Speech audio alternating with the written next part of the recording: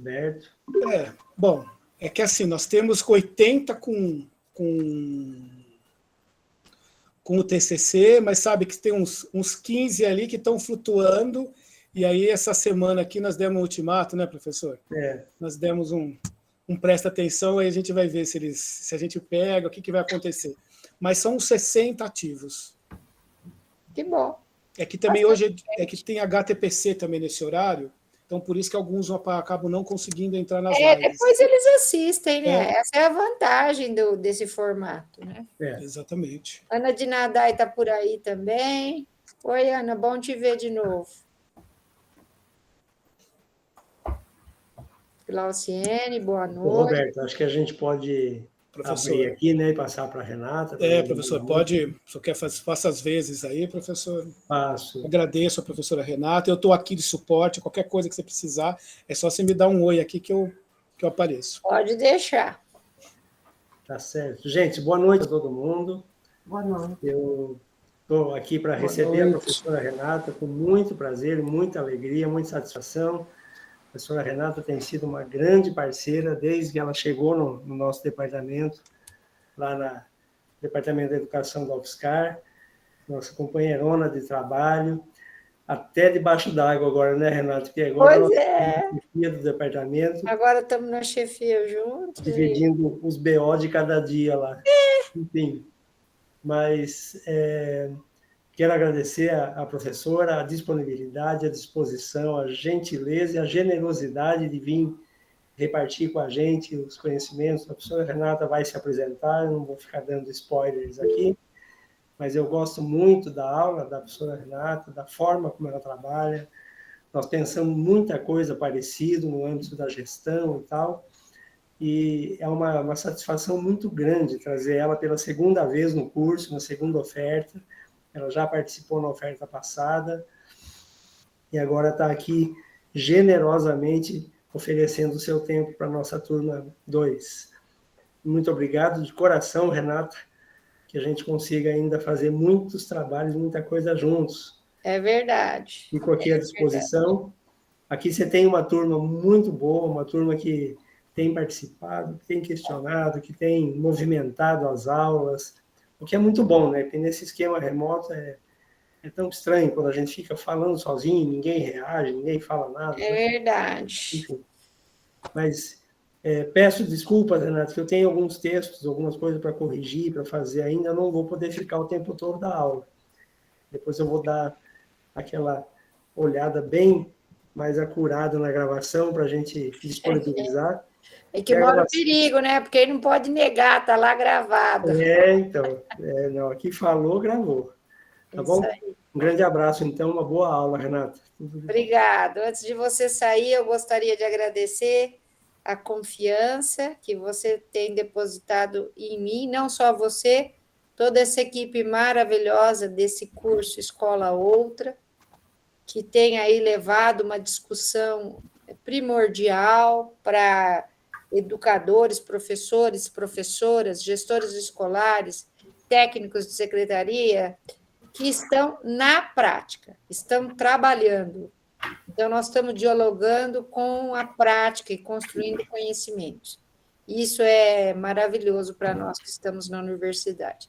Agradeço muito ao Flávio, ao Roberto e a toda a equipe pela oportunidade. Espero estar à altura aí das expectativas de vocês, porque, afinal, hoje é conversa de gente grande, né? Hoje a gente está aqui para dialogar, realmente. Tá bom?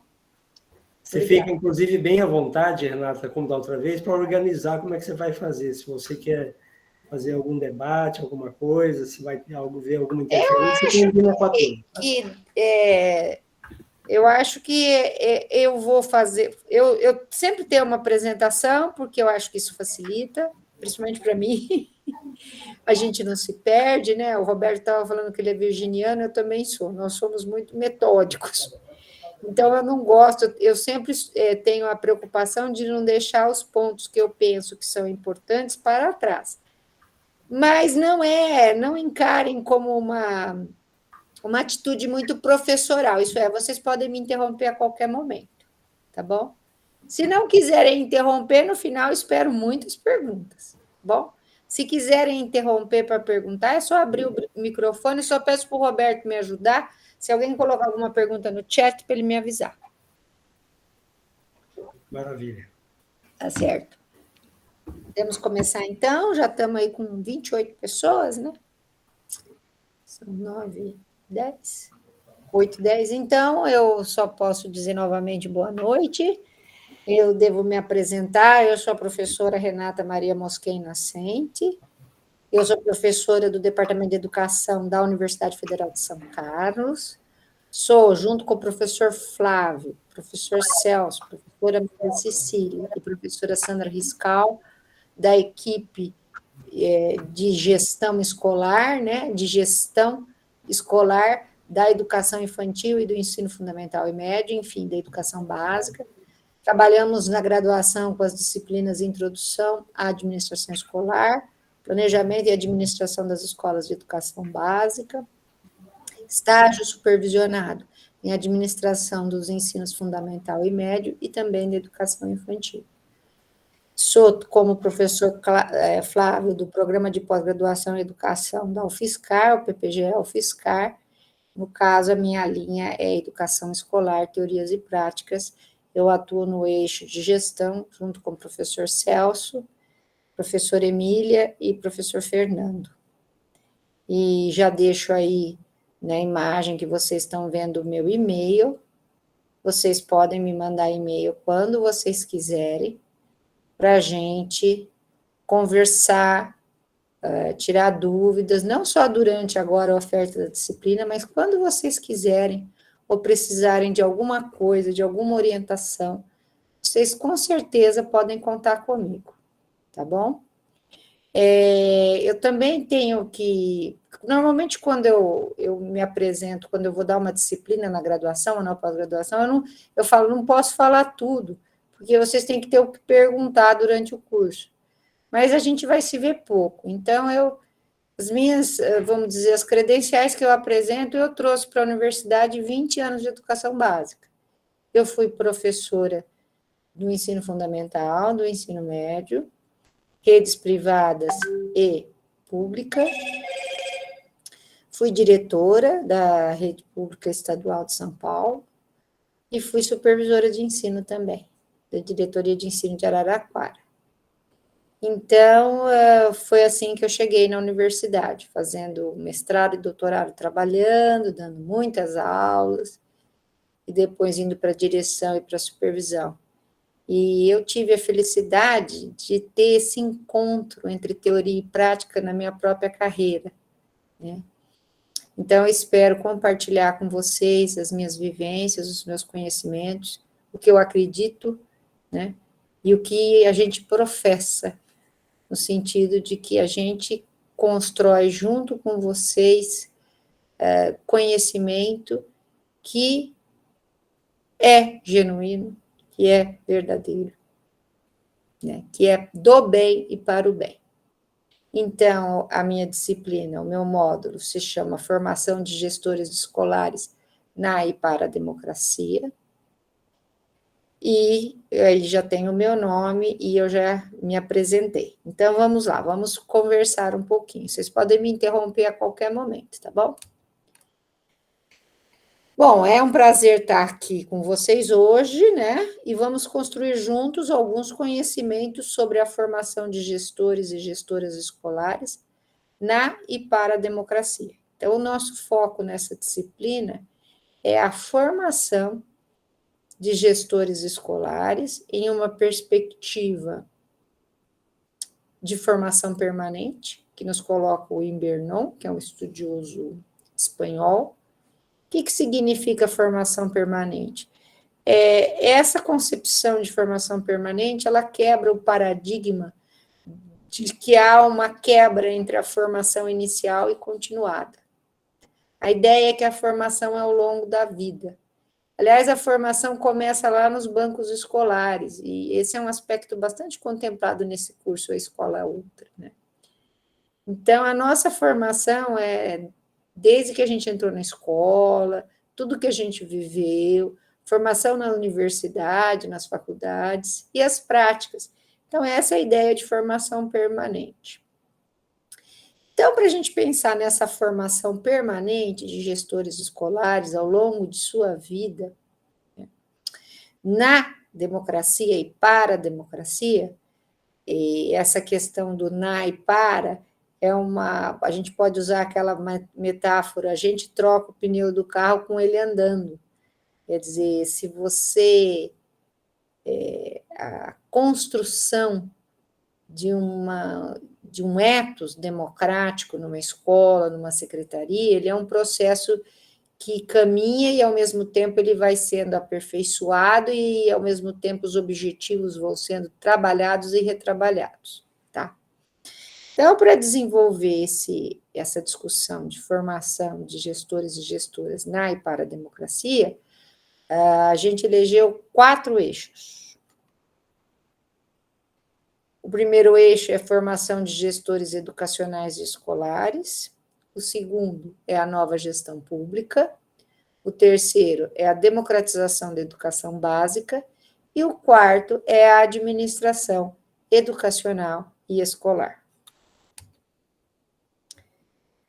Esses 4 eixos são perpassados pelos conceitos fundantes, que é o conceito de democracia, participação e autonomia.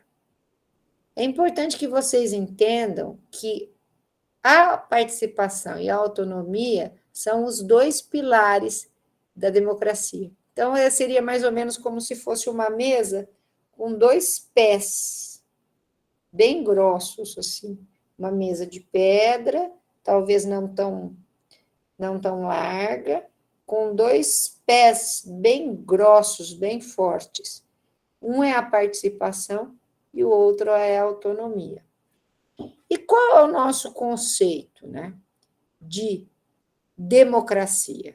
É uma visão que nos é apresentada por Bernardo Toro, que é um estudioso, um acadêmico, um especialista em educação da Colômbia. Ele tem um currículo extenso, ele trabalhou em muitas frentes, inclusive no Brasil, já trabalhou com cursos e contribuindo com secretarias de educação. E eu tomo para mim um pouco da visão do Toro, da democracia como cosmovisão, ou como visão de mundo, uma forma de viver na qual as regras de convivência são estabelecidas pelas pessoas que as devem praticar. Então, a democracia, eu vou fazer uma comparação agora, ela é como o cristianismo. O cristianismo também é uma cosmovisão. O que significa uma cosmovisão? É uma forma de viver que vai penetrar em todos os setores sociais. Quer dizer que a democracia é assim, você não pode dizer que você é uma pessoa democrática no seu trabalho se na sua casa você só grita com os seus filhos e você, quando eles te perguntam, mãe, mas por que é para fazer isso? Porque eu mandei, ou porque é assim, né? Hoje, se você perguntar para qualquer diretor ou diretora da escola se a gestão da escola dele ou dela é democrática, ele vai falar que sim. Mas a gente tem que viver junto com essa pessoa para perceber isso. Então, é nesse sentido. Tem que haver uma mudança interior de todos e cada um na escola, para que haja. E a gente, antes de mudar na escola, tem que mudar na vida, né? E esse exemplo que eu dei, infelizmente, é muito comum. Às vezes você conhece uma pessoa que é assim, uma pessoa maravilhosa no trabalho, uma pessoa aberta, uma pessoa que você vai contar um problema para ela está sempre aberta a te ajudar, e na casa dela ela é uma carrasca. Então, é isso que eu estou dizendo. Isso não funciona, isso não combina. Porque, no fundo, a pessoa ela é autoritária. Então, a democracia é uma maneira de viver. E a essência é que as pessoas criam regras e vivem por meio dessas regras. Por isso que a gente fala que o Brasil é um Estado democrático, porque nós temos uma Constituição que foi escrita por representantes que foram eleitos pelo povo. Então, as regras que estão lá na Constituição Federal, e que são as regras maiores que regem a nossa vida social, elas são regras democráticas, porque elas não foram impostas por um presidente, por um imperador, por um ditador. Não, elas foram bastante discutidas, né? Porque a Constituição ela foi um esforço de muitos anos de luta democrática, então não foi puramente a representação de deputados e senadores, mas a gente sabe que muito do que nós temos na Constituição Cidadã de 1988 é fruto das lutas sociais que nós tivemos durante os anos de 1970 e 1980. Então, esse é o conceito de democracia. Ele é amplo, ele abrange todas as esferas sociais, todas as instituições, a igreja, a escola, o clube, a associação de bairro, o hospital, posto de saúde. Ela é ampla, ela está em todos esses ambientes, ela está lá em Brasília, ela está aqui em São Carlos, ela está nas escolas, e ela se constitui nessa ideia de que as regras de convivência são construídas coletivamente. Então, na democracia não existe cala-boca, não existe, isso é assim porque sempre foi assim, os pobres vão ser sempre pobres, porque sempre houve pobre no mundo. Não é bem assim. Bom, os dois pilares. A participação. A participação que a gente se refere aqui, ela é direta e por representação, que era isso que eu estava explicando. Então, quando a gente fala em participação, a gente está falando, vou trazer para a escola, que é o nosso interesse. A participação direta. A participação direta pode se dar em situações como assembleias, em que as pessoas são convocadas todas para opinar.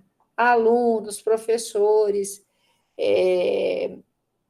pais, famílias, membros da comunidade.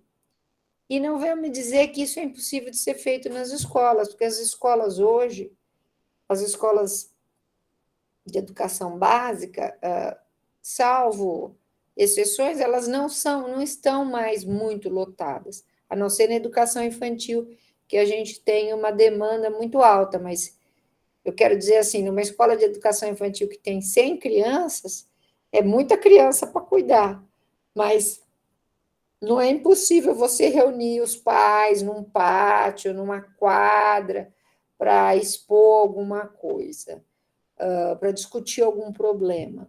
Então, essa seria a participação direta. Outro exemplo de participação direta na escola são as reuniões de pais.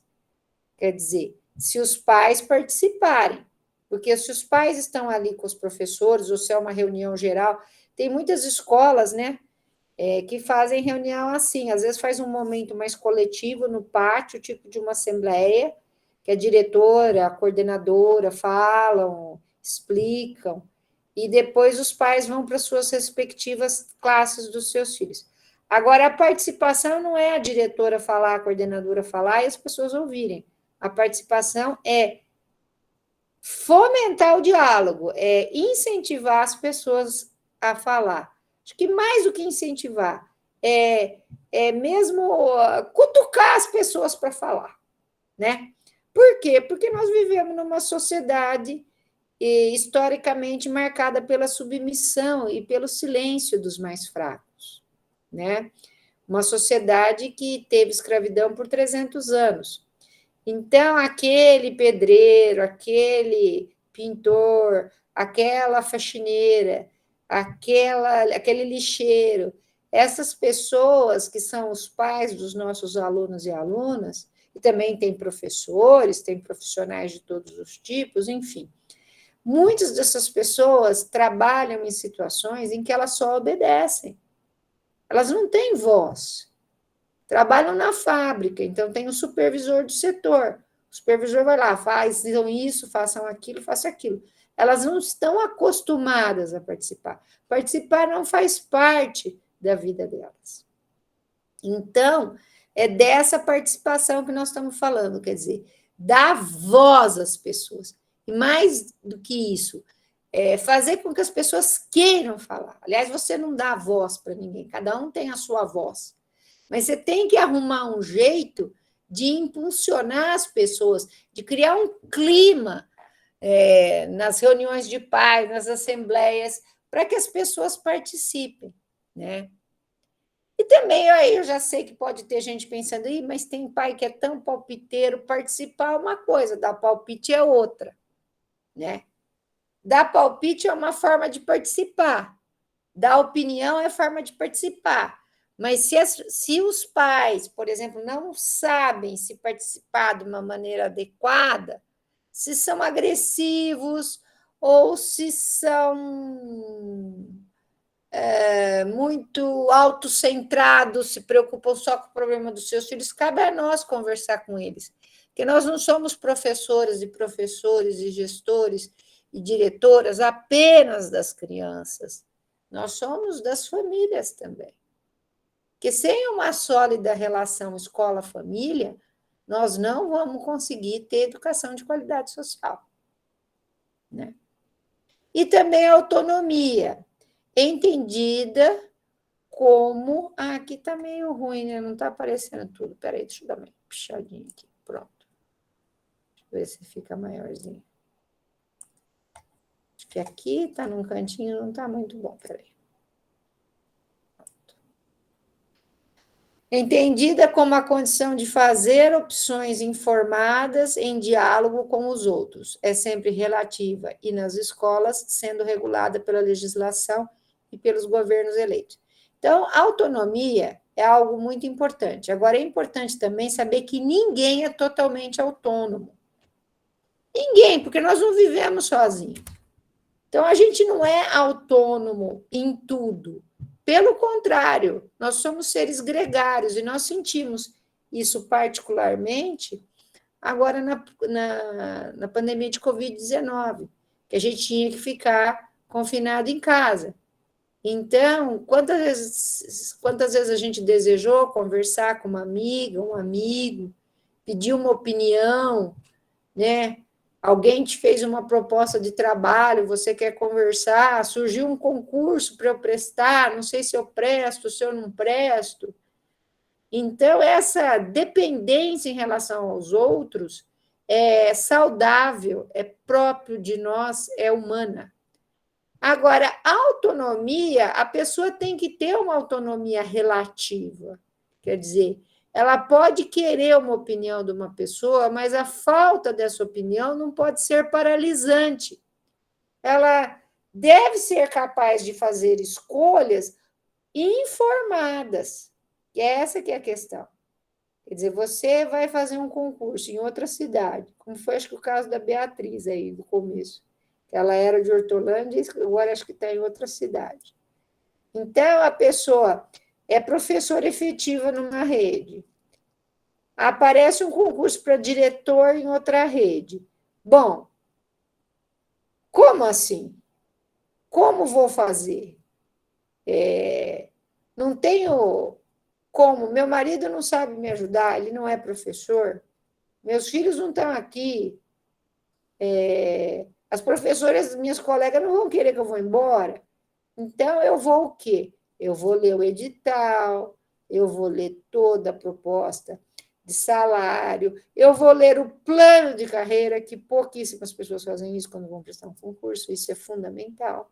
Não é só quando você vai ganhar mais, se você vai ganhar 1.000, 2.000, 3.000 a mais naquele momento. Você tem que ver o plano de carreira, se é estatutário, se é CLT. Então, tudo isso é opção informada, e é isso que é autonomia. E é assim que a gente quer formar nossos alunos, para que eles tenham escolhas, mas que eles saibam se informar para fazer escolhas. Né? Porque a gente, para fazer uma escolha, a gente precisa ter informações e buscar informações acuradas, corretas, né?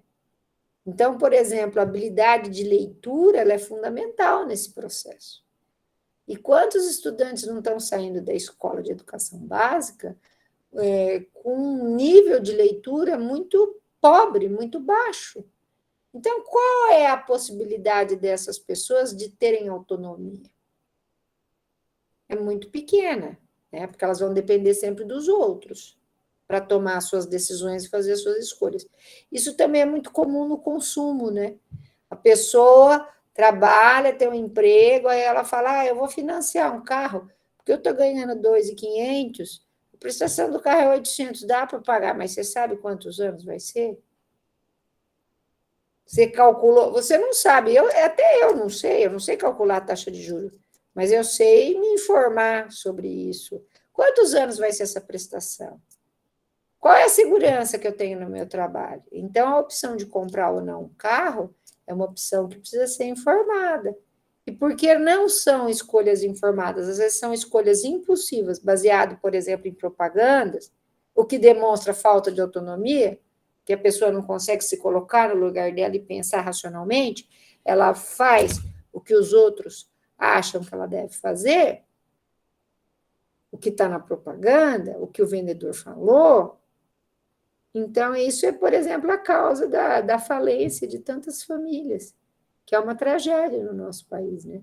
Pessoas que ganham salários baixos e que ficam inadimplentes, vão lá para o nome no Serasa, aí perdem o cartão, aí não podem comprar nada a crédito, às vezes uma necessidade, quebrou uma geladeira, quebrou um fogão, né? Aí, hoje em dia, as necessidades estão bem mais básicas, como botijão de gás, que as pessoas estão comprando a prestação, né? Outro dia eu vi um economista explicando isso. Quando vale a pena comprar um bujão à prestação, se você não tem condição de comprar, e quando não vale a pena. Quer dizer, só uma pessoa com um certo nível de escolaridade vai ter autonomia para tomar essa decisão. Senão ela vai fazer o que qualquer pessoa falar para ela. Então, para a gente ter uma democracia, a gente precisa de autonomia e participação. A autonomia na escola, ela também ela é relativa, porque a escola tem duas grandes fontes de regulação.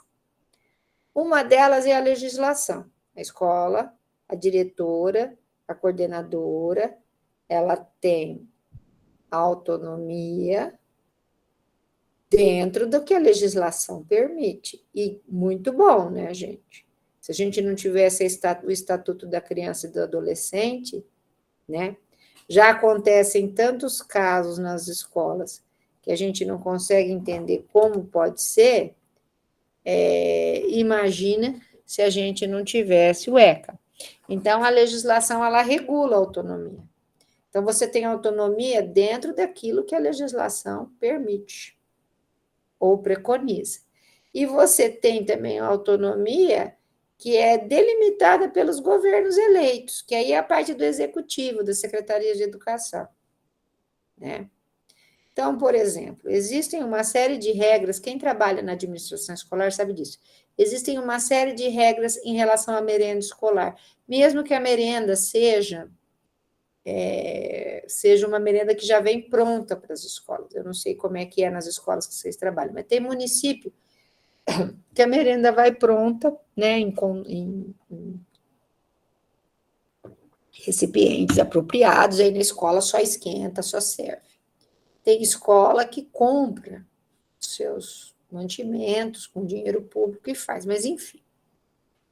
Todo mundo que lida com merenda sabe que tem uma série de regras, e tá certo, porque você não pode querer fazer o que você quiser para as crianças. Tem regras de higiene, regras nutricionais, não é? Mas, por outro lado, dentro daqueles ingredientes e daqueles cardápios, com certeza você tem opções. E essas opções são tão interessantes que tem escola que a merenda é maravilhosa. E tem escola que ninguém quer comer a merenda, que as crianças jogam a comida no lixo. Então, a gente tem que ter autonomia para agir dentro das regras. Aí você vai falar, mas essa não é uma visão muito acomodada? Não, não é.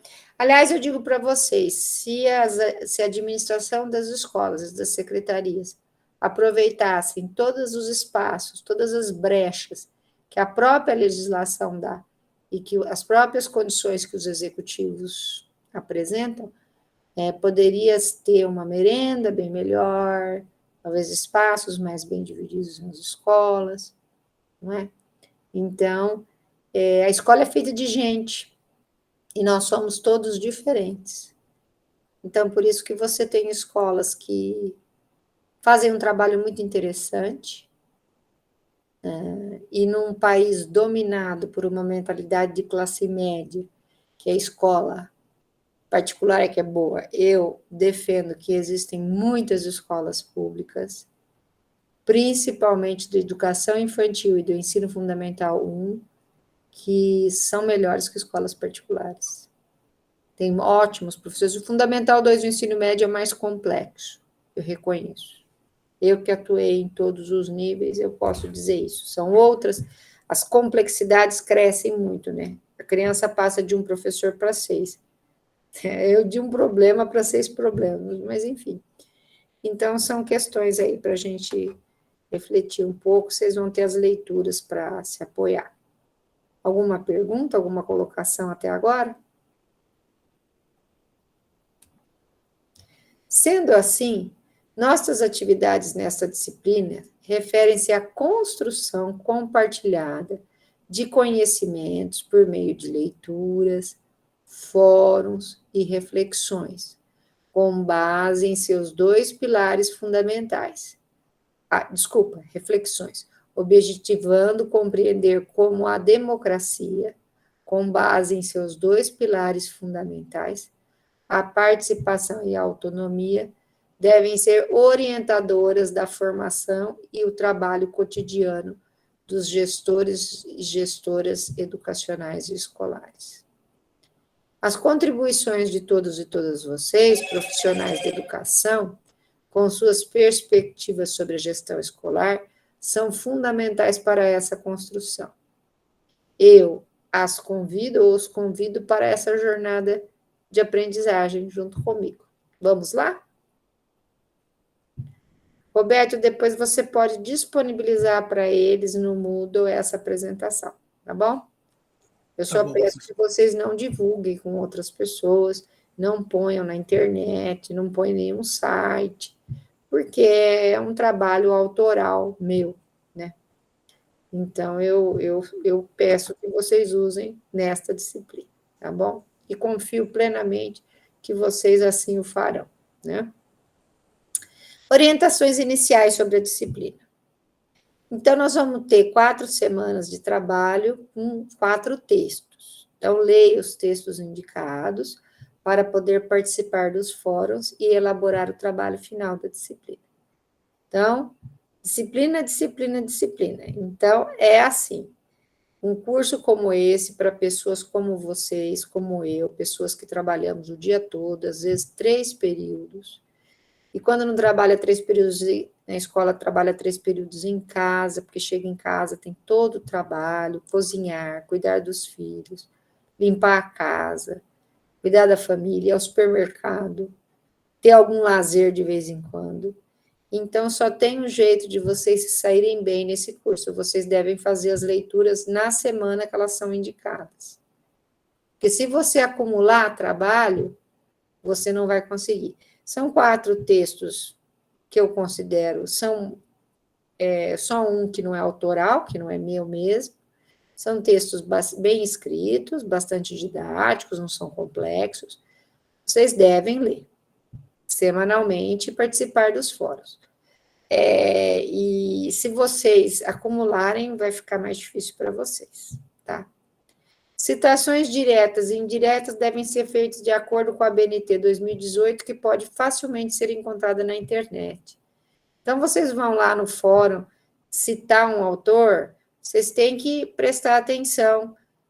Vocês devem colocar aí no navegador Google de vocês, ou não sei qual que vocês usam, seu Explorer, mas vocês põem lá a BNT 2018, vocês vão ter muitas faculdades, porque a BNT ela é comprada, né?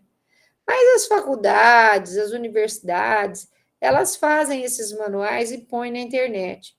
Então, você ter acesso a um manual como esse é muito simples. E aí lá tem a maneira correta de fazer as citações. Até 3 linhas, entre aspas, no corpo do texto, com mais de 3 linhas, com afastamento de 4 centímetros, fonte menor. Vocês vão falar, mas por que eu tenho que saber tudo isso? Porque você está fazendo um curso da Universidade Federal de São Carlos.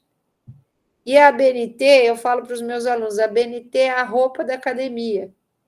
Então, é a mesma coisa você falar assim, por que eu vou de maiô na piscina e vou de vestido com brilho no casamento? Porque são lugares diferentes, cada lugar você usa uma roupa. A roupa da universidade é a ABNT e a norma culta da língua portuguesa. E professores e professoras devem conhecer e utilizar a norma culta da língua portuguesa sempre, porque é a linguagem própria acadêmica e também é a linguagem que vocês têm que ensinar para os alunos de vocês. Vocês vão falar, mas eu não sou alfabetizador, não sou professor de língua portuguesa, sou professora de geografia, sou professora de ciências. Perfeito uso da língua portuguesa. O que não sabe, pesquisa-se na internet, porque nós somos as referências dos nossos estudantes. Aquele seu aluno que mora lá naquele barraco, mais no fim do bairro lá, que não tem nem saneamento básico, que o esgoto corre a céu aberto, aquele mais coitado que o pai vai na roça. Bom, a única pessoa que ele vai ouvir falando a norma culta da língua portuguesa são vocês. E se ele não aprender essa norma na escola, onde ele vai aprender?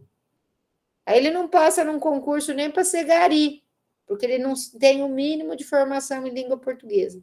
Então, é nossa obrigação, como professores e professoras, falar e escrever bem a língua portuguesa e também usar a BNT quando está se fazendo um curso acadêmico. Tá? Haverá um fórum para cada um dos eixos. Então, essa disciplina tem 4 fóruns que contarão presença na disciplina. Isso não é novidade para vocês, né? Vocês já trabalham dessa forma. Qualquer dúvida pode ser enviada pelo Moodle, sendo respondida até, no máximo, 3 dias úteis. Se alguém tiver alguma pergunta que queira mandar para mim no meu e-mail sobre as leituras, alguma dúvida, pode mandar que eu respondo, na medida do possível, né? Não adianta vocês me mandarem e-mail no sábado, no domingo, que às vezes eu não dou conta de abrir, que eu sou mãe, dona de casa. Então, domingo para mim é meio complicado. Mas assim que eu estiver lá e ver, vocês se identificam, falam, eu sou o Fabiano, eu sou o Mauro, lá do curso Relações com o Saber, do professor Flávio. Eu fiquei com uma dúvida no texto tal, você pode explicar? Tudo bem, tá bom? Vai ser um prazer ajudar vocês. Os critérios para a correção do trabalho final da disciplina serão: o trabalho final da disciplina vai ser muito simples, né? Vocês vão... deixa eu falar primeiro o que eu vou corrigir no trabalho, depois eu falo como que ele vai ser. O que vai ser corrigido no trabalho, né? Uso correto da norma culta da língua portuguesa da EBNT 2018. Coerência com os conteúdos trabalhados na disciplina e cumprimento de suas especificações de acordo com as instruções dadas. O Roberto deve ter posto no Moodle para vocês, tem um anexo no plano de ensino com o modelo desse trabalho. Vai ser uma síntese integradora com base em um dos 4 temas abordados na disciplina. Vocês vão pegar um daqueles 4 temas e vão desenvolver, com base na leitura, nas lives e nos conhecimentos de vocês. É um texto bem curtinho, de 2.000 a 3.000 caracteres. Isso aí dá 500 e poucas palavras. Dá uma folha e meia, tá? Sem contar o cabeçalho e as referências que tem lá nesse anexo para vocês verem. Então, vocês vão escolher um dos 4 eixos para fazer o trabalho final. Alguma pergunta? Alguma colocação?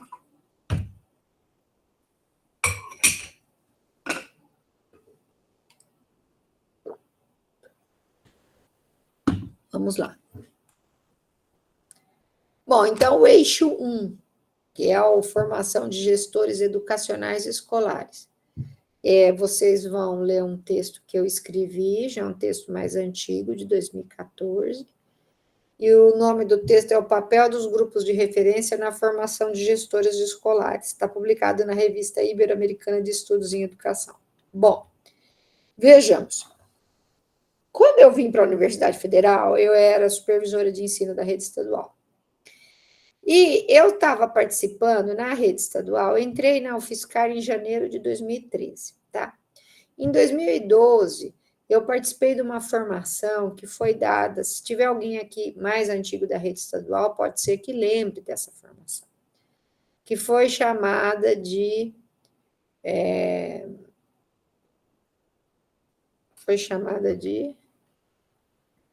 grupos de referência.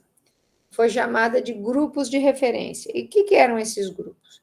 Nas diretorias de ensino, formava-se um grupo de diretores, de supervisores. No caso das diretorias de ensino aqui do interior, vários municípios. Essas pessoas se reuniam uma vez por mês para trabalhar uma formação para diretores e supervisores de ensino, coordenadores pedagógicos também, para uma formação, vamos dizer, auto-administrada, isso é, as próprias pessoas que estariam fazendo, vamos chamar de curso, mas não era um curso, porque o curso é diferente, o curso é o que vocês estão fazendo, vocês têm disciplinas, têm professores, o grupo de referência não era isso. A concepção inicial era que, por exemplo, as pautas que seriam discutidas entre os professores, entre os diretores, os supervisores, seriam próprias daquela diretoria de ensino, ou das escolas. Quer dizer, não tinha um curso pronto para ser oferecido para as pessoas, né? Então, foi uma pesquisa interessante, porque eu estava envolvida com o grupo, depois eu entrei na universidade, e quando a gente entra na universidade, a gente tem que ter um plano de pesquisa. E eu resolvi continuar participando do grupo, mas não mais como participante, mas como pesquisadora, tá? Então, vocês vão ler nesse texto que eu faço uma história da formação dos gestores escolares. Então, isso para vocês vai ser bom, que vocês vão conhecer um pouco da história dessa formação. Eu tenho formação inicial em história, então, para mim, a história é sempre muito importante, para você compreender. Aí, depois, eu vou, nesse texto, descrever essa formação, bem detalhadamente, né? E, na verdade, o que a gente vai discutir nesse texto são as relações entre formação e práticas de gestão. Quer dizer, que é o seguinte... Até que ponto, por exemplo, esse curso que vocês estão fazendo escola outra vai influenciar as práticas de vocês? É uma coisa difícil de você estabelecer, né? Você vai falar, muda muito pouco, não muda quase nada. Mas será que não muda alguma coisa? E será que a mudança também ela vem tão rápida assim, né? Então, a ideia dessa formação aí do grupo de referência, que depois foi uma coisa que se perdeu, né? Como é muito comum nas políticas públicas educacionais. Quando você tem uma política pública uma política pública educacional, no começo ela funciona bem, porque o pessoal das secretarias investe, está todo mundo em cima. Depois perde-se o entusiasmo e muitas vezes os novos prefeitos, novos vereadores não estão mais interessados naquela política e aquilo vai se esvaziando. Então, o grupo de referência não foi diferente. Esse grupo de estudos, ele funcionou 3 anos nas 91 diretorias do Estado de São Paulo. Então, o começo foi assim, foi uma proposta bem aberta, quer dizer, os próprios supervisores, diretores e coordenadores deveriam criar as pautas formativas, isso é dizer o que vai estudar, seria mais um grupo de estudos. E isso requeria dessas pessoas um nível de autonomia e de participação que elas não estavam acostumadas. Então, no fundo, as pessoas envolvidas, esses gestores escolares, esses supervisores, ao invés deles ficarem felizes com a possibilidade de decidir, por exemplo, nós queremos discutir indisciplina na escola. Então, nós vamos pesquisar livros, nós vamos nos encontrar uma vez por mês, nós vamos trocar ideias, nós vamos produzir um relatório para ajudar as escolas. Isso não foi bem recebido. Isso foi muito mal recebido por esses profissionais. Por quê? Eles falavam, não, mas a secretaria, eles é que tem que dar um curso para nós, trazer texto. Onde já se viu a gente ter que fazer isso? O que isso me diz sobre esses gestores, esses supervisores, esses coordenadores? Eles não têm autonomia nenhuma, a autonomia deles é extremamente limitada. Eles fazem o que os outros mandam. Então, eu vi nessa situação supervisores e supervisores experientes falando, onde já se viu? Eu vou ter que propor o texto? Eu vou ter que propor a pauta formativa? Quer dizer, que tinha que, assim, o grupo tinha que se planejar, falar, por exemplo, os primeiros 2 meses nós vamos estudar em disciplina, no seguinte nós vamos estudar absenteísmo docente, por que os professores faltam tanto? No terceiro bimestre nós vamos estudar a educação para o público-alvo da educação especial. E no último bimestre a gente vai falar um pouco mais sobre violência de gênero. Mas isso exigiria o quê? Pesquisa, ir atrás das coisas, organizar os encontros. Eles não queriam isso.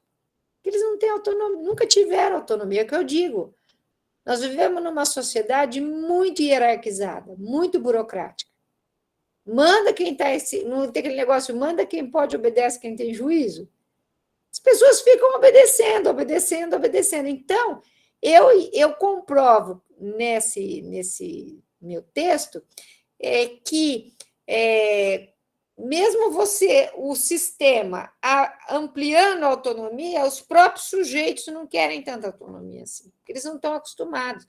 Porque a liberdade de fazer as coisas, a liberdade de fazer escolhas, ela implica em responsabilidade e trabalho. E obedecer é mais fácil. Para a gente sair disso, desse comodismo, de fazer o que todo mundo faz, fazer o que a diretora mandou, fazer o que a supervisora mandou e pronto, eu não vou criar problema, eu não vou... Nem é criar problema, né? Às vezes é uma curiosidade, mas por que nós vamos fazer a recuperação paralela desse jeito? Por que o reforço vai ser num horário X e não em outro? Que seria muito melhor, não teria um jeito. Não, vamos fazer do jeito que a secretaria mandou a gente fazer e pronto. Porque isso também é mais fácil, né? Então, é mais ou menos isso que o primeiro eixo vai abordar. Eu acho que vocês vão poder refletir bastante sobre o quão autônomos vocês são e o quão autônomos vocês querem ser na carreira de vocês. O eixo 2 é a nova gestão pública, que é um texto da Lídia Andrade Oliveira, que é uma das maiores especialistas na área de gestão escolar, né? Já foi presidente da ANPED, que é a Associação Nacional de Pós-Graduação em Educação, é líder do GT5 da ANPED, que é o Grupo de Trabalho de Gestão e Política Educacional, é uma autoridade. Ela é professora da Universidade Federal de Minas Gerais. Ela vai apresentar nesse texto uma pesquisa que teve como foco as percepções de diretores e diretoras de escola sobre as mudanças ocorridas nos últimos anos nos objetivos, nos processos de trabalho e nas finalidades das escolas públicas. Essas mudanças estão intrinsecamente ligadas ao neoliberalismo e à globalização, movimentos econômicos que tomaram força em meados da década de 1990 e que têm afetado todos os setores da sociedade, criando novas formas de administrar os serviços públicos, a nova gestão pública. Isso aí também no texto final vocês vão ver que de uma estrutura de secretarias de educação altamente burocratizadas e hierarquizadas, você vai passar a ter secretarias que exigem das escolas uma certa produtividade, que no caso das escolas é os alunos irem bem nas avaliações. Todo mundo, na verdade, está interessado nisso. Os secretários de educação, supervisores, os diretores, os professores, porque se os alunos forem bem nas avaliações externas, Saresp, Saeb, ANA, quaisquer que elas sejam, todo mundo fica feliz. Não é verdade? Então, na verdade, isso é uma coisa mundial. Eu tenho aí uma pesquisa que eu estou trabalhando com um pesquisador da Universidade de Columbia, nos Estados Unidos, e ele fala, é difícil você trabalhar com algum tipo de pesquisa para ajudar a escola a se aprimorar, porque os diretores, coitados, estão correndo atrás das avaliações externas e dos resultados. Então, a Dalila e os seus colaboradores nesse texto, a professora Dalila, eles vão explicar por que dessa mudança. É porque a educação está sendo inserida na economia globalizada. Aliás, a guerra da Ucrânia está mostrando isso para nós claramente, né? Por que, por exemplo, a Alemanha não dá um aperto maior na Rússia? Porque ela depende do gás natural produzido na Rússia. E uma guerra lá na Europa, muito longe daqui, afeta toda a economia brasileira. O trigo está lá em cima, a gasolina. Porque a economia é globalizada, não existe mais fronteira. E o que importa é o lucro, é o dinheiro. Então, por que o Brasil tem uma produção muito boa de petróleo? O Brasil é um dos grandes produtores de petróleo do mundo. Deve estar entre os 10 maiores produtores. Nós somos inventores do etanol, nós somos inventores desse combustível tão bem sucedido, não poluente. E por que a gasolina e o etanol são tão caros no Brasil? São tão caros por causa do mercado internacional, porque está tudo globalizado. E o que a Dalila faz com os seus colaboradores é uma pesquisa para ver como os diretores estão percebendo essa mudança. E eu já adianto que é essa questão da produtividade. Quer dizer, a escola também tem que ser produtiva. E qual é a produtividade da escola? São os bons resultados nas avaliações externas. Escola que tem bons resultados está bem na foto, ganha bônus. Agora não está tendo mais muito essa história de bônus, mas já teve, né? Ganha bônus. Quando a prefeitura reparte aquele dinheiro dos fundos da educação, dos fundos municipais de educação, no final do ano, as escolas que vão melhor ganham mais, né? Ninguém aborrece a diretora, tem festinha de fim de ano, todo mundo fica contente. Quer dizer que isso daí tudo tem raízes muito profundas. O eixo 3 é a democratização da educação básica, aí é um texto que eu escrevi junto com a professora Maria Cecília Luiz, aqui da UFSCar, e o Anderson Lima, que na ocasião era diretor de escola e aluno de mestrado dela, tem a ver com o mestrado dele, Gestão Democrática e Conselhos Escolares, a Constituição da Participação na e para a Escola. É de um livro sobre gestão democrática, participação popular e controle social, organizado pela Adrione Dragoni Silveira. Agora vejam, esse PDF o Roberto vai colocar para vocês no Moodle e vai colocar do livro inteiro, porque é um capítulo do livro. Então, é só um capítulo, é o capítulo, não sei o número, mas é da página 75 a 94, tá aí. Agora, sejam espertos, leiam os outros capítulos desse livro. É um livro muito bom. Para quem quer entender gestão democrática, participação, autonomia, conselhos escolares, para quem está a fim de entrar nesse campo fascinante de conhecimento, mas vocês vão me dizer, mas não estou achando tão fascinante essa disciplina assim, eu não sou diretora, eu sou professora, eu nem quero ser diretora, não, mas você vai ter um outro olhar para a gestão. Você vai ser um professor e uma professora muito mais colaborativa. Você vai partilhar muito mais. Tá? Então, aproveitem e leiam esse livro aí, porque não tem como retirar o capítulo do livro. Então, o PDF foi do livro inteiro. Aproveitem, é uma boa leitura. Bom, então, nesse texto, a gente explica que, concomitantemente ao crescimento da nova gestão pública, nos sistemas de ensino brasileiros, houve um movimento de redemocratização da sociedade brasileira, desencadeado pelas lutas contra a ditadura no final da década de 1980, que culminou com o movimento Diretas Já, e a promulgação da Constituição Federal, a chamada Constituição Cidadã. Em seguida, tivemos a promulgação do ECA, o Estatuto da Criança e do Adolescente, em 1990, baseado na Declaração Universal dos Direitos da Criança, das Nações Unidas de 1989. Vejam que as Nações Unidas produzem o seu documento e, em seguida, o Brasil já promulga uma legislação que é muito avançada. Nós temos legislação muito bem pensada para proteger a nossa infância e a nossa adolescência. Infelizmente, esses direitos não são respeitados, nem pelo Estado, nem muitas vezes pelo Estado não é respeitado, em muitos casos, em outros são respeitados. Também, infelizmente, esses direitos são desrespeitados nas escolas e, mais infelizmente ainda, muito desrespeitados nas famílias. Então, o ECA é uma âncora para nós, da educação. Também todo mundo deveria conhecer bem.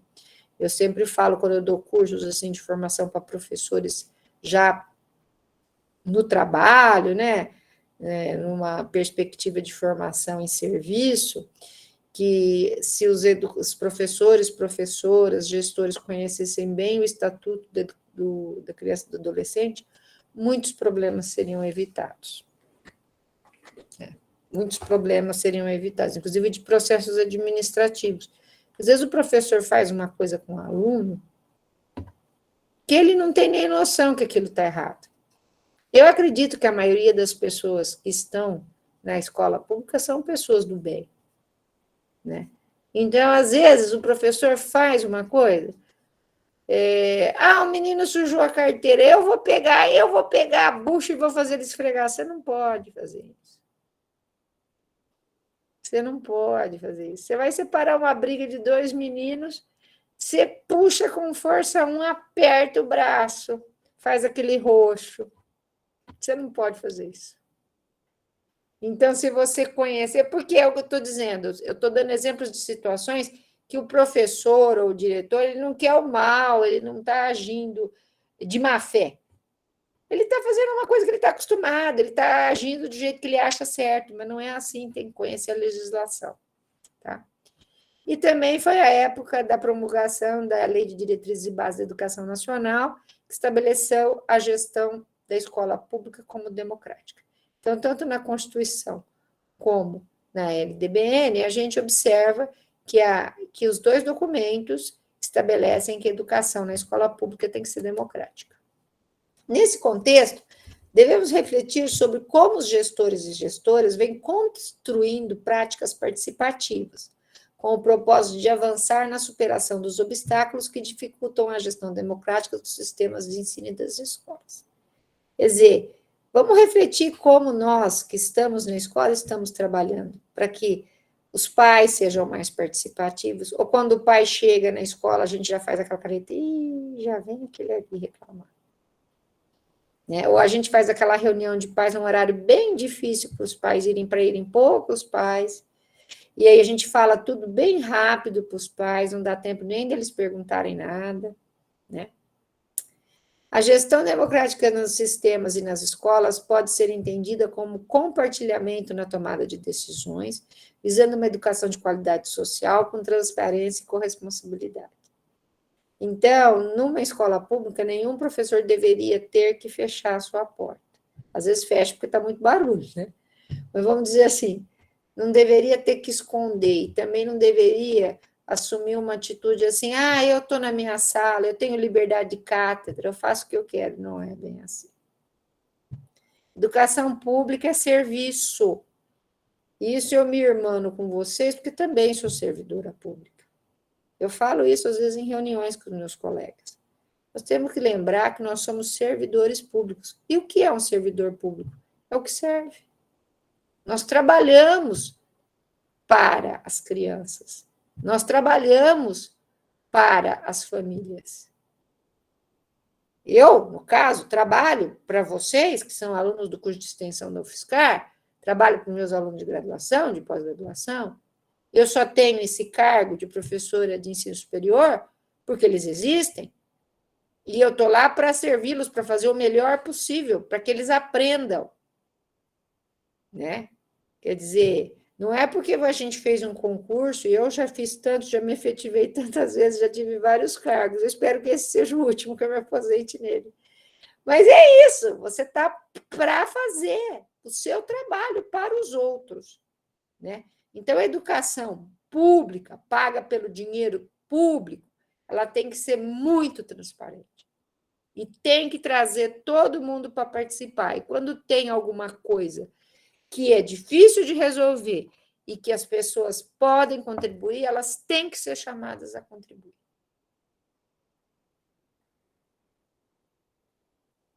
Eu não acredito, e aí vocês podem dizer, como eu digo, morei na escola. Vou fazer uma piadinha que o professor Flávio não está aqui. Eu falo que eu morei na escola, agora eu moro no 5 estrelas, chamado Universidade Federal de São Carlos. Que quando eu vejo meus colegas reclamando, eu falo, vão lá para a educação básica, para vocês verem como é dura a vida do professor ou da diretora, né? Muitos alunos, muito barulho, tudo que você tem que olhar numa escola, você está lidando com crianças, com a segurança, é outra coisa. Então, nesse sentido, é que eu tenho essa liberdade de fazer essas afirmações que eu estou fazendo com vocês, porque eu muito tempo na escola. Então, eu sei como é que a coisa rola na escola, né? Então, a gente, por exemplo, para ter um gestor, uma diretora que queira mesmo trazer os pais para o diálogo, que queira dar voz para a criança, ela vai enfrentar muita barreira dos professores. Ela vai encontrar professores e professoras que não querem isso. Ela vai ter que... a primeira batalha que ela tem que ganhar, não é nem batalha, eu vou usar uma outra metáfora. Eu acho que você tem que meio que seduzir os professores para você, quer dizer, você tem que trazer os professores para você.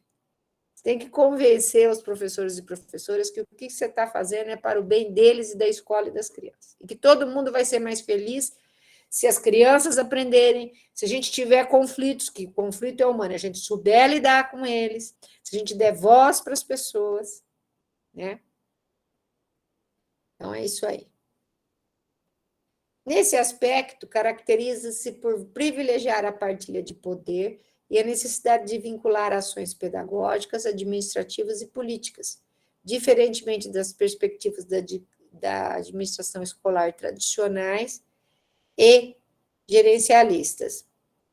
É interessante observar que na administração democrática, você vai ter uma forte vinculação entre ação pedagógica, administrativa e política. Por quê? Porque político aí não é político partidário, é posição no mundo. Qual é a sua posição no mundo? Você respeita os direitos humanos? Você conhece de fato os seus direitos e os seus deveres? E você tem que entender que o direito vem antes do dever? Isso é uma coisa que as pessoas não conseguem entender. Mesmo quando uma pessoa não cumpre o seu dever, ela ainda é sujeito de direitos. Uma pessoa não perde, por exemplo, o direito à vida em hipótese alguma. Isso é inconcebível. De acordo com a documentação da ONU, com a Declaração Universal dos Direitos do Homem, com a Constituição Federal Brasileira. Então, a pessoa, na verdade, é assim, bem grosso modo, ela pode ter matado 10 pessoas, mas isso não te dá o direito de matá-la. Que o direito dela à vida vem antes desses delitos que ela fez. Então, o que eu quero dizer é o seguinte, é que quando você está na escola, na administração escolar, e você se coloca como um líder democrático, você vai ter que se posicionar. Eles vão me falar, me dá uma outra definição de democracia. Eu dou. Democracia é o pleno cumprimento dos direitos fundamentais, da Carta dos Direitos Fundamentais de 1948. Se você respeita os direitos humanos e trabalha a favor dos direitos humanos, você é um democrata. Então, não é muito difícil. Se vocês pegarem essa carta e lerem, ela nem é tão longa. Certo? Então, na administração democrática, você vai ter essa questão de se posicionar politicamente. Quem eu sou no mundo? Que aluno eu quero formar? Que professor eu quero ter? Como esse professor deve trabalhar? Então, isso é uma posição política. Aí você tem a questão administrativa e pedagógica, que vão se convergir, uma vai alimentar a outra. Quer dizer, não existe dicotomia entre administração e pedagogia ou pedagógico na gestão escolar. Vou explicar por quê. Porque esse diretor, essa diretora, posicionada a favor dos direitos humanos, respeitando, por exemplo, a religião de todos os alunos, porque a escola é laica, a escola não pode professar religião alguma e deve respeitar e acolher todas as religiões, que respeita as diferenças étnico-raciais, que acolhe e inclui o aluno público-alvo da educação especial. Essa pessoa vai estar exercendo uma ação pedagógica o tempo todo, porque ela vai estar ensinando isso para as pessoas em volta dela o tempo todo. Então, esse gestor ou essa gestora escolar ele tem que ser um grande democrata. Ele tem que ser um grande professor. Ele vai ter que ensinar, ele vai ter que explicar, ele vai ter que convencer. E aí vem aquela máxima, tem professor que fala assim, eu já expliquei, entendeu, não entendeu, paciência. Não é assim. Não é, eu estou falando um monte de coisas aqui. Vai ter a gravação. Vocês daqui uma semana já esqueceram metade. Se vocês tiverem que escrever alguma coisa, vocês vão ter que ver a gravação outra vez. E mesmo se vocês tivessem a paciência que vocês não vão ter, porque minha voz é particularmente chata em gravações, eu acho, vocês não vão querer rever, mas se vocês reverem, mesmo que vocês reverem 2, 3 vezes, vocês ainda vão esquecer. Porque aprender uma coisa não é fácil. Demora. Tem que ter muita repetição, tem que ter muito exercício, tem que ter isso que muita gente não gosta, tem que ter memorização. Mas a memorização tem que ser significativa. Então, falar, as crianças precisam aprender tabuada, concordo, só que a tabuada tem que ser trabalhada de um jeito que faça sentido para a criança. Mas tem que saber tabuada, pelo amor de Deus, senão não dá. Então, cabe à diretora, por exemplo, ela conversou com uma professora que manda as crianças calarem a boca. Os pais vêm reclamar. A diretora chama, conversa, fala, você não pode. Veja o Estatuto da Criança e do Adolescente. Daqui a pouco você pega um processo. Às vezes você convence a pessoa pelo medo, né? Fala, olha, você vai pegar um processo, você vai ter um problema. As crianças ficam com raiva de você. Mudar. Bom, aí a professora, a primeira semana vai bem, na segunda ela já esqueceu. Cala a boca! Ela volta, você tem que chamar, olha, mas você lembra aquele dia que nós conversamos? É igual a professora ensinando uma criança a ler e escrever. Não é no primeiro dia que a pessoa vai. Aí pega outro jeito. Vai no ATPC e, sem expor ninguém, faz uma dinâmica. Mostra um vídeo, aí todo mundo conversa. Aí continua, conversa com uma colega dela e fala, olha, ela está precisando de um apoio, dá uma força para ela. Entenderam? É pedagógico, é picadinho, é todo dia. Isso vai alimentar o administrativo, porque o administrativo, o Roberto que entende tecnologias, hoje o administrativo das escolas está muito informatizado, né? Quer dizer, também passa, né? Por exemplo, você percebe que o secretário de escola, no estado, eles chamam agente de organização escolar, ou chamam gerente de organização escolar. Você vê que a pessoa está fazendo de qualquer jeito. Aí você tem que convencer, olha, isso é um trabalho muito importante. Pode digitar as notas das crianças de qualquer jeito, vai sair nota errada. Aí, quando tiver que emitir o certificado de ensino fundamental, que tem o GEDAI, que o diretor vem, ou o supervisor vem na escola para ver a documentação, ele vai falar, mas esse menino foi aprovado, mas aqui ele estava com nota baixa. É uma questão de cidadania você fazer seu serviço. Você digitar a vida funcional de uma pessoa direitinho para ela poder, por exemplo, se aposentar, juntar os documentos da professora para ela se aposentar, é um direito dela, é sua obrigação, você é servidor público, não pode fazer de qualquer jeito, a professora leva na secretaria, volta.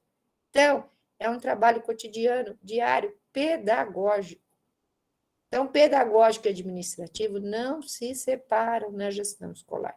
Eles são juntos. E eles refletem uma posição política, que eu espero que seja uma posição democrática e defensora dos direitos humanos, né?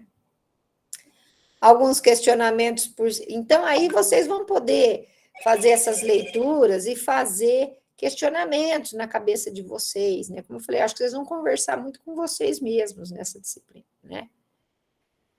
Por que será que é tão importante a participação? Será que é importante mesmo?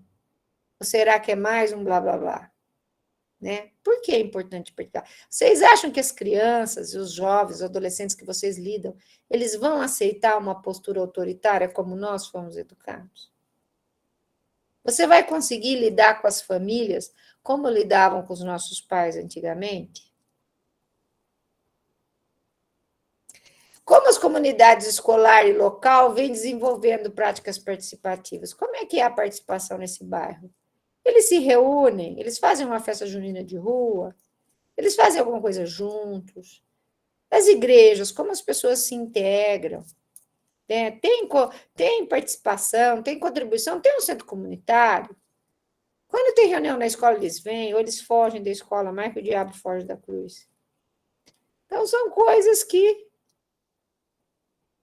já está vindo. Que bom, hein, Amanda, que você está tendo questionamentos. É isso, a gente vem para incomodar, né, para mexer as pedras de lugar. E se a ligação entre participação, que pressupõe autonomia, e gestão democrática já é bem conhecida, como essa tríade influencia a qualidade? Quer dizer, por que tudo isso é importante? Isso é importante porque melhora os processos de ensino-aprendizagem. Mas como assim? Vou dar uma pista para vocês. Melhora o clima escolar. Um clima, numa escola onde há diálogo, respeito, as pessoas se sentem melhor. As crianças, as famílias, os professores. E quando os professores, um professor que está numa escola que ele gosta, que ele se sente valorizado, respeitado, que ele participa da tomada de decisões, ele vai ser um professor muito melhor. Ele vai ser um ótimo professor. E a criança também aceita a acolhida, ela vai fazer o melhor dela. Obrigada, Ana. É o que eu realmente acredito.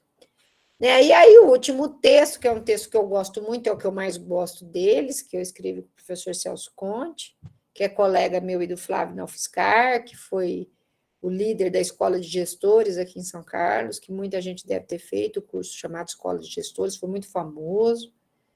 Professora Emília Freitas de Lima, que também trabalhou na Escola de Gestores, é uma das maiores especialistas no Brasil em currículo. E esse texto nosso se chama Políticas Públicas e Formas de Gestão Escolar. Relações escola-estado e escola-comunidade.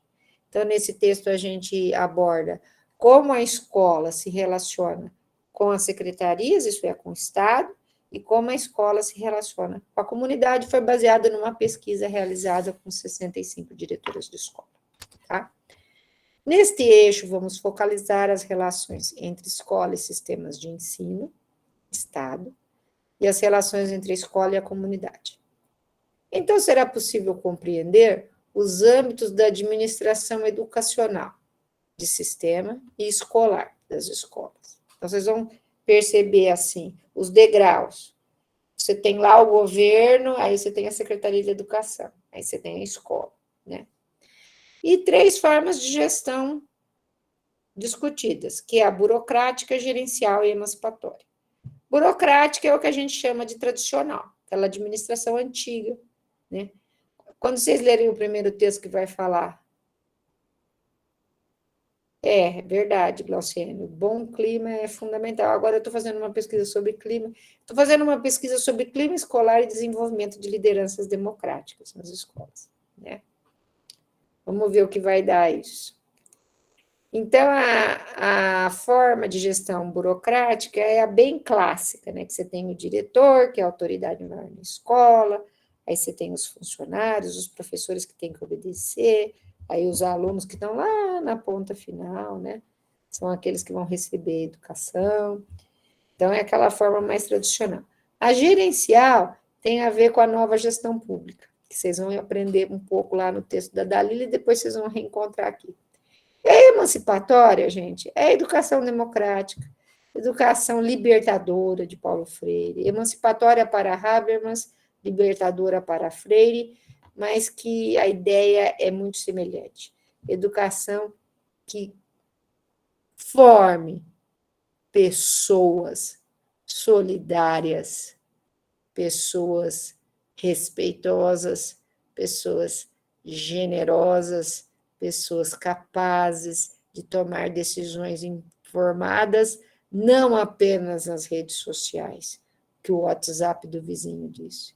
Sejam capazes de ler livros, ler jornais, ler sites, né? Sejam capazes de apreciar a arte, de escolherem uma parte do seu orçamento e dizer, não, eu vou economizar nisso porque eu quero uma vez, eu quero ir no teatro, eu quero ir no museu, eu quero comprar um livro, né? Então, essa educação que a gente quer, né? Uma educação para pessoas que estejam voltadas para o bem comum. E aí vocês vão dizer, isso é utopia. É o que nos alimenta, é o que nos leva para frente. Nós temos que acreditar nisso. Nós temos que acreditar que a escola pública é capaz, e nós somos a escola pública. Nós somos capazes e reunimos as condições para que as nossas crianças sejam cidadãos bem formados, que construam uma sociedade voltada para a paz, para o bem comum. E é isso que eu queria falar hoje com vocês. Abro para perguntas ou manifestações de vocês, ainda temos 10 minutos. Tomei quase todo o tempo, desculpe.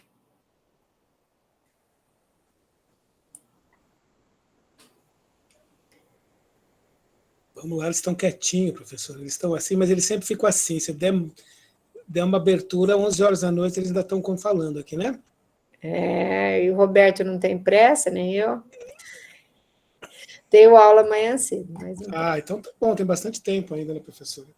Até amanhã às 8h30, pode rolar muita coisa ainda.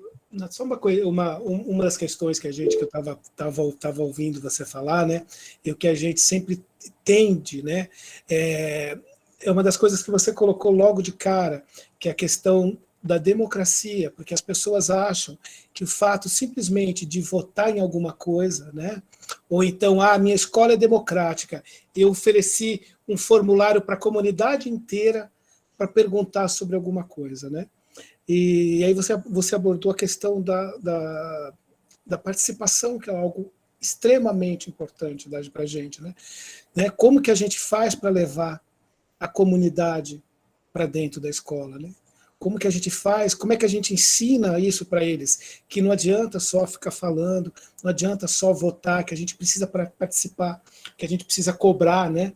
Eu acho que isso é uma das coisas que a gente, que não só dentro da escola, né, mas na comunidade que a gente vive, que as pessoas fossem um pouco mais atentas a essa questão da sua própria importância no crescimento da sociedade, talvez a gente não tivesse do gesto que a gente está, né? É verdade, Roberto, e eu acho que nós estamos vivendo um processo no Brasil, e nas escolas também, que é um processo que nos desgastou muito, que é o fracasso da democracia representativa. Por que eu digo fracasso? Porque em nível dos legislativos, federal, estadual e municipal, nós votamos para vereadores, obrigada a você, Beatriz, nós votamos para vereadores, para deputados estaduais e deputados federais que não nos representam. A gente vota para eles e eles não voltam para as bases.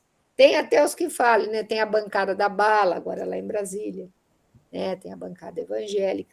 Mas será? Eu fico pensando, né? Todos esses escândalos que nós tivemos esses últimos dias envolvendo o Ministério da Educação, eu comentei com uma grande amiga minha que é protestante, falei, que pena, né?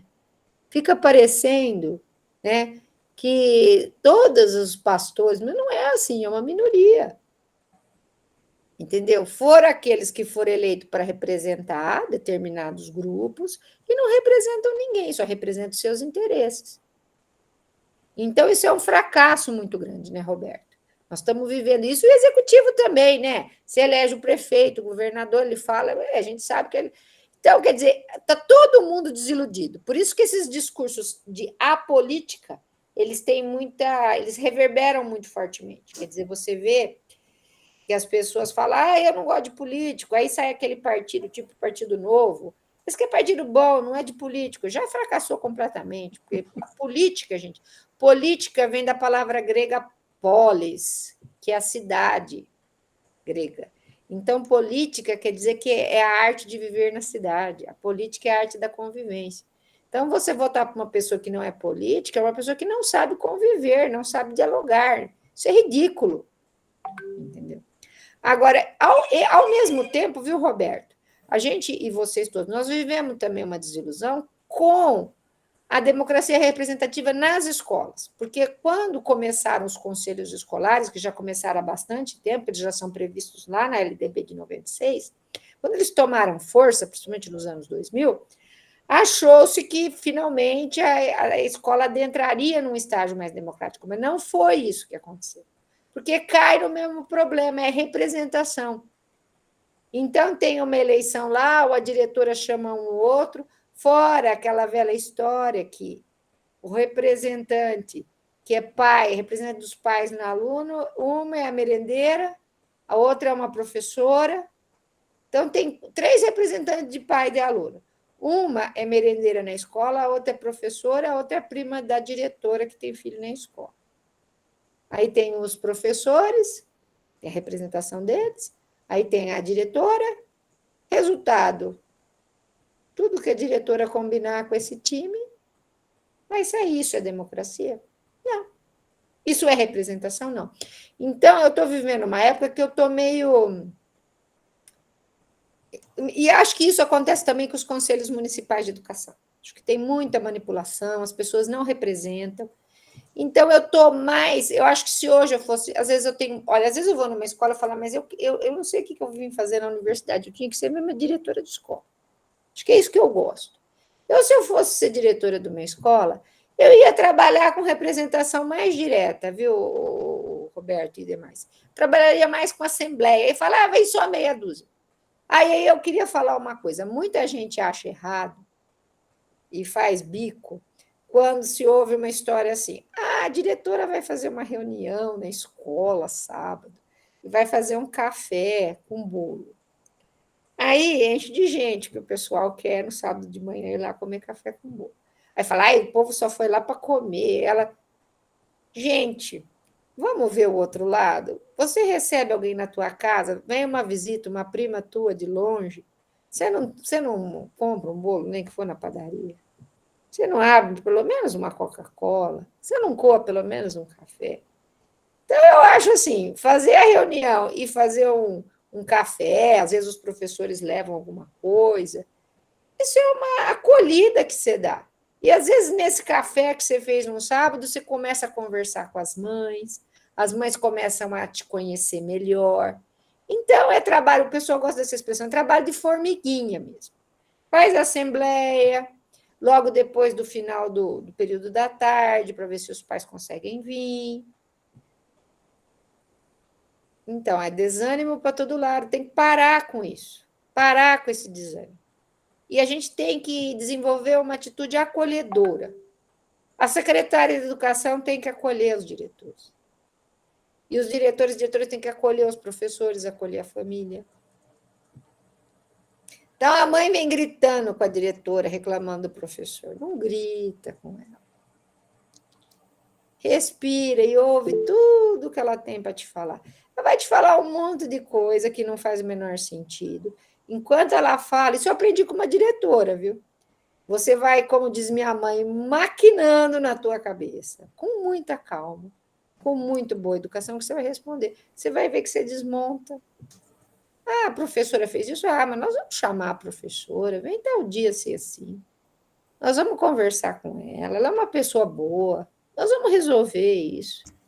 Né? São práticas de mediação de conflito que a gente tem que trabalhar no cotidiano escolar. Né? Mauro, gente, quem quiser sair, fica à vontade, viu? A hora já está terminando. Boa noite, né? Boa noite. Eu entrei um pouquinho, boa noite a todos, desculpa. Primeiramente, professora, né, muito obrigado aí por essa aula. Realmente mexeu, como um dos colegas colocou, que mexeu bastante aí. Realmente, né, o silêncio talvez é esse mexendo por dentro, né? Mas, enfim. A senhora no início estava falando sobre, né, da participação, autonomia, né? E da autonomia e a democracia. E, de certa forma, né, como aluno da pedagogia que fui, né, então, assim, nos estágios, a gente via muito, né, nos PPPs, quando a gente dava uma olhada, né, quando podia olhar, né, quando nos dava essa liberdade de olharmos, né, parece que havia um modismo de dizer, não, a nossa escola ela é democrática, ela é participativa e ela tem autonomia, certo? Esse era um ponto. Daí depois nós víamos que não era bem assim, né? Algumas sim, certo? Não estou generalizando. Eu participei sim de algumas escolas que sim existiam, né? E existem essa democracia, inclusive uma que eu estou atuando atualmente, né? No ensino integral.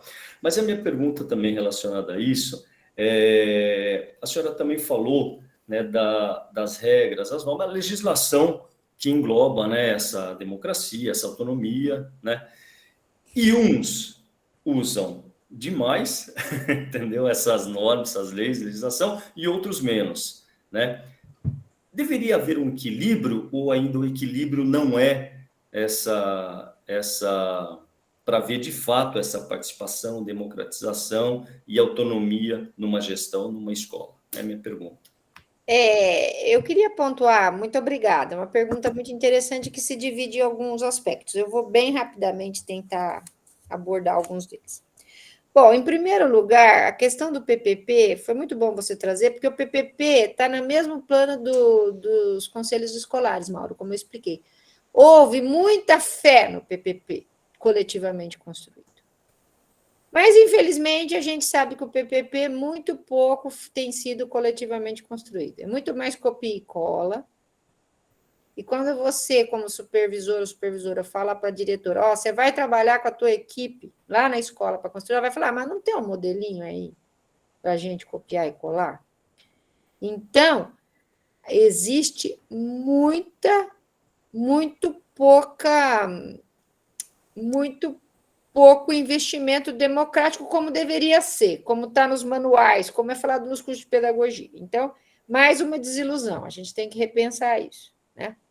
Isso não surtiu. A prática de construção do PPP, ela tem sido democrática só superficialmente, é só uma casca, né? Agora, a questão do equilíbrio, e nós temos um outro texto, tem um outro texto que nós escrevemos também sobre isso, não é bem, a palavra não é bem equilíbrio, a gente chama isso de regulação. Então, existem as políticas públicas educacionais, certo? Elas, normalmente, primeiro vem a legislação, por exemplo, primeiro veio a LDB. Aí, para cumprir a LDB, vieram as políticas públicas. Por exemplo, matrícula de 100%, então vem as políticas. Agora, as políticas públicas, por exemplo, as políticas públicas estaduais, não sei se você falou escola integral, não sei se é municipal ou se é estadual. É municipal. Hein? É municipal. Mas o Estado também agora tem um programa de ensino integral, né? Então, por exemplo, eu estou estudando escolas de ensino integral, uma das coisas que eu estou estudando. Então, você vê duas, que uma é aqui num bairro, a outra no bairro vizinho. Ambos são periféricos e tal. A mesma política pública é totalmente diferente numa escola do que da outra. Por quê? Porque a escola vai regular. E o que significa regular? Sempre vai haver uma adaptação ao contexto. Senão a política morre. Se ela for tão rígida que ela não tem adaptação, ela morre antes de... Tem políticas que morrem assim, no nascedouro, né? Vem lá a resolução, vem o parecer do Conselho Estadual, do Conselho Nacional de Educação, mas não passa daquilo. Agora, como eu estava explicando a questão da merenda, o município pode ter uma política pública de alimentação escolar idêntica, cada escola vai ter uma merenda de um jeito, ela vai regular. Então, na verdade, é isso que você está dizendo, é uma regulação. Agora, a regulação ela tem muito a ver com as pessoas. Então, tem pessoas que são mais legalistas, que vão querer ir mais ao pé da letra. Mas eu não acho, viu, Mauro? A minha experiência nas escolas e diz que não é muito. Existe muito essa ideia de que o legalismo é ruim. É ruim, mas é ao contrário, é o desconhecimento, o descumprimento de legislação básica que mais atenta contra a democracia. Porque se você for ver na legislação, por exemplo, processos de recuperação, né? No ensino médio você pode, o aluno pode passar de ano e carregar uma dependência, tem toda uma legislação sobre isso. Quer dizer que, na verdade, é uma legislação que flexibilizaria o ensino médio, você não precisaria reprovar aluno e tal. Mas o que acontece? Aplicar essa legislação dá muito trabalho. É melhor deixar ele em 3, 4 disciplinas e reprovar ele. Muito mais fácil. Então, eu acho que o problema é o legalismo pelo legalismo, isso que não pode. Agora, é como eu falei, eu acho que conhecer bem o ECA e a LDB é conhecimento básico. E se aquilo ali fosse cumprido, nós teríamos uma educação de qualidade social muito mais forte do que nós temos hoje. Não é cumprir a lei para cumprir a lei, mas porque essas legislações, tanto o ECA como a LDB, eles foram fruto de lutas sociais, de anos. Não é qualquer coisinha. Entendeu? E é como eu falei, às vezes também essas legislações, elas são infringidas, como eu falei, o negócio de limpar. Né? Eu dei o exemplo. O menino suja a carteira, você manda limpar. Esse negócio de reparar dano, isso faz parte da justiça restaurativa, isso é uma coisa até muito moderna, muito boa. Mas não é, a criança acabou de sujar, você pôr a bucha na mão dele. Não é isso. É você ter uma conversa, é você fazer a criança refletir. Aí depois ela pode te oferecer, acho que eu devia limpar essa carteira, né? Acho que seria o certo eu fazer. Aí vocês vão falar, mas dá para fazer isso? Dá para fazer muita coisa, mas dá trabalho. Vocês devem ser dos melhores aí das equipes escolares, porque vocês estão fazendo um curso à noite, né? Vocês estão numa terça-feira me ouvindo aqui. Então, eu tenho fé que vocês estão aí arregaçando as mangas, inclusive neste curso, né? Então, é isso, tudo isso. A democracia dá muito trabalho.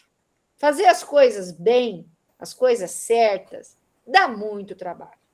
E é sempre bom você... E, inclusive, viu, Mauro, um bom conhecimento de legislação faz você regular, porque você percebe até onde você pode ir, até onde você pode abrir uma exceção, até onde você não pode.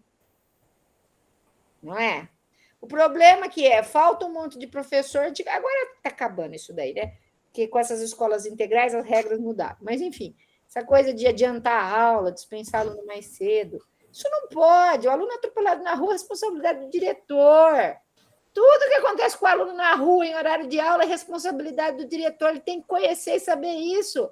Não pode abrir o portão da escola e deixar as crianças saírem. Agora, também não pode deixar a criança 3 horas sem aula, que eles vão ver pornografia na internet, eles vão fumar maconha, eles vão pintar e bordar, né? É isso aí. Eles vão ver rede social, eles vão dançar funk, as meninas vão dançar boquinha na garrafa, eles vão pintar e bordar, porque estão lá à toa, não é? Mas é isso, gente. É isso, então. É esse recadinho aí que eu tinha para vocês, é um recadão para vocês pensarem um pouquinho. Tá? Eu agradeço vocês de coração, tá? Por me ouvirem. Eu fiquei muito feliz de estar com vocês, ainda que seja virtualmente, mas eu acho que essas possibilidades de contato virtual, as pessoas estão longe, eu acho que isso é muito bom. Vocês não poderiam estar todos em São Carlos, eu não poderia estar nas cidades de vocês, no entanto, nós estamos juntos, estamos em diálogo. Então, quem quiser me mandar algum e-mail, perguntar alguma coisa, fica à vontade, né? E é isso, então. Então, fiquem bem. Tem mais alguma pergunta? Acho que não, né? Acho que não, professor. O horário já vai longe. Fiquem bem, fiquem em paz, com muita saúde. E continuem.